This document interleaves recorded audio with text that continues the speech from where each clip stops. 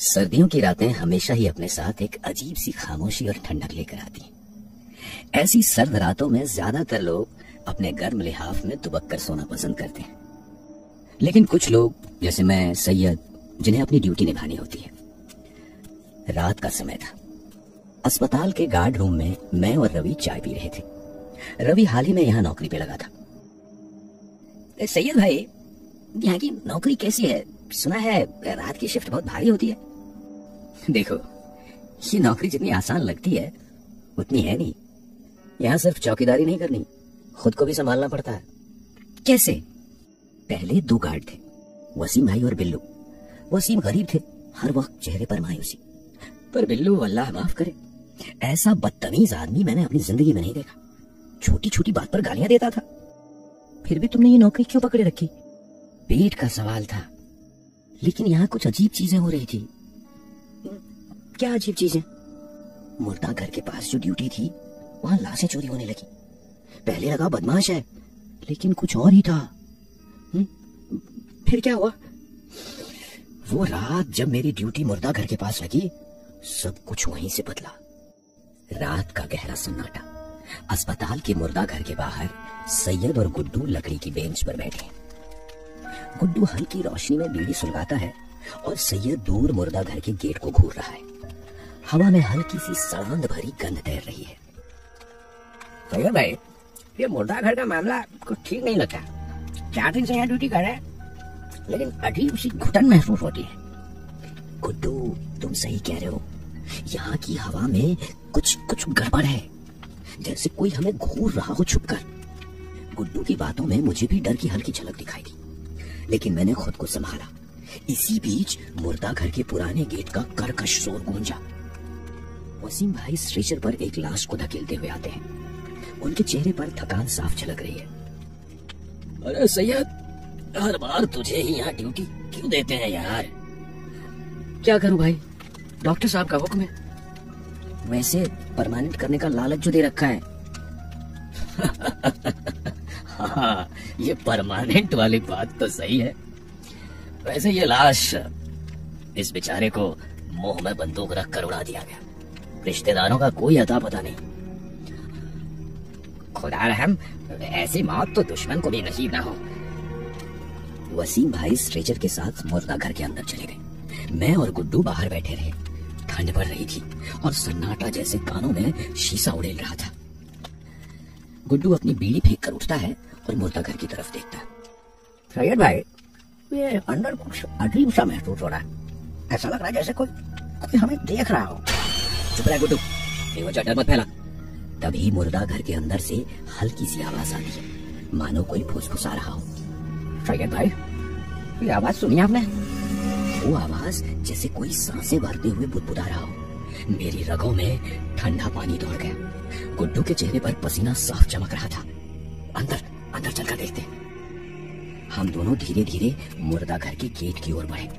अंदर से हल्की रोशनी और घुटन भरी आवाजें आ रही थी।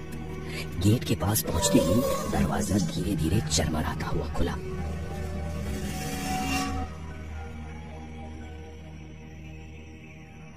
मुर्दा घर के अंदर का कमरा, हल्की पीली रोशनी टिमटिमा रही है। दीवारों पर दाग धब्बे और कोनों में सीलन नजर आ रही है। एक और स्ट्रेचर पर ताजा लाश पड़ी है। कमरे में अजीब सी तीखी बदबू फैली हुई है। सैयद और गुड्डू अपने मुंह पर रुमाल बांध कर खड़े हैं। वसीम भाई स्ट्रेचर को फ्रीजर बॉक्स की ओर ले जाते हुए देखते हैं। वसीम भाई, ये कैसी बदबू है? मेरी तो जान ही निकल गई थी। सैयद, घबराओ मत, ये लाशों को बचाने वाले केमिकल की बदबू है। और हाँ, कभी कभी पुरानी लाशों से हल्की फुल्की बदबू आ ही जाती है। भैया, जल्दी से दरवाजा बंद करो, वरना यही मेरा इंतकाल हो जाएगा। गुड्डू का चेहरा पीला पड़ चुका था। वो डर और घबराहट से कांप रहा था। वसीम भाई लाश को फ्रीजर बॉक्स में रखकर हमारी ओर मुड़े। सैयद, मैं निकलता हूँ, सुबह जाने से पहले मिल लेना। और गुड्डू, घबराना मत, सब ठीक रहेगा। वसीम भाई दरवाजा बंद करके बाहर चले जाते हैं। सन्नाटा कमरे में खुल जाता है। सिर्फ फ्रीजर बॉक्स की हल्की सी गुनगुनाहट सुनाई देती है। भाईजान, क्या सच में यहाँ लाशें चोरी हुई हैं? हाँ, सुना तो मैंने भी है, लेकिन समझ में नहीं आता कोई लाश चुरा कर क्या करेगा। भाई कहीं ऐसा तो नहीं कि बड़े बड़े साहब लोग इन लाशों की किडनी निकाल कर बेचते हो? अरे पागल, अगर इन्हें किडनी निकालनी होती तो यहाँ से चोरी करने की जरूरत क्या है? सीधे ऑपरेशन थिएटर से निकाल लेते ना। गुड्डू का चेहरा फिर से डर से स्याह पड़ गया। मैंने उसे शांत करने के लिए पानी की बोतल दी। ले पानी पी, तेरा दिमाग ज्यादा तेज दौड़ रहा है। गुड्डू पानी की बोतल लेकर बाहर चला जाता है। सैयद पास में पड़ा एक पुराना अखबार उठाता है और उसे पढ़ने लगता है। कमरे में सन्नाटा और घुटन दोनों बढ़ जाते हैं। कुछ मिनटों बाद गुड्डू वापस आता है। भाईजान, ये बदबू फिर से आ रही है। आपने दरवाजा तो नहीं खोला? नहीं रे, मैंने तो दरवाजा नहीं खोला। मुझे भी वही सड़ी हुई तेज बदबू महसूस होने लगी। ऐसा लगा जैसे वो बदबू हमें चारों तरफ से घेर रही हो। लगता है बदबू अभी तक गई नहीं है। भाई कुछ गड़बड़ है, ये जगह, ये बदबू, ऐसा लग रहा है जैसे कोई हमें देख रहा हो। सैयद दीवार के कोने में रखी अगरबत्ती निकालकर गुड्डू को देता है। ले अगरबत्ती जला और भगवान का नाम ले, कुछ नहीं होगा। गुड्डू ने अगरबत्ती जलाने के लिए लाइटर निकाला। तभी कमरे के अंदर कहीं से हल्की सी सरसराहट सुनाई दी और हम दोनों के कदम ठिठक गए। हम दोनों की सांसें जैसे रुक सी गई। उस घुटन भरे कमरे में वो आवाज एक ना खत्म होने वाले डर का आभास दे रही थी। भाईजान, ये आवाज कहाँ से आई? चुप, कुछ मत बोल। हम दोनों धीरे धीरे दरवाजे की ओर बढ़े और मैंने कांपते हाथों से दरवाजा खोला। दरवाजा चरमराहट के साथ खुला। अंदर का दृश्य देखकर हमारे होश उड़ गए। जो मैंने देखा वो यकीन से परे था। कमरे के बीचों बीच एक लंबा चौड़ा काला साया बैठा था। उसकी हड्डियां जैसे चमड़ी से बाहर निकलने को बेताब थी। उसकी आंखें गड्ढों में धसी हुई थी और उनमें एक अजीब सी लाल चमक थी। उस जीव ने धीरे धीरे अपनी गर्दन उठाई। उसकी लंबी उंगलियों में मांस का एक टुकड़ा लटक रहा था। उसने अपनी लाल खून से सनी हुई जीभ बाहर निकाली और हम दोनों की तरफ देखा। ये क्या है? दौड़ गुड्डू, भाग यहाँ से। हम दोनों मिलकर भागने लगे, लेकिन पीछे से घोल की अजीब सी घुरघुराहट की आवाज आने लगी। वो अपनी लंबी लंबी बाहों के सहारे ऐसा लग रहा था जैसे हमारे पैरों में शीशा भर गया। हर कदम भारी हो रहा था, लेकिन घोल, वो तो मानो हवा में फिसलता हुआ हमारी ओर बढ़ रहा था। अचानक गुड्डू चीख उठा, बचाओ! मैंने पीछे मुड़कर देखा तो घोल ने गुड्डू के पैर को जकड़ लिया।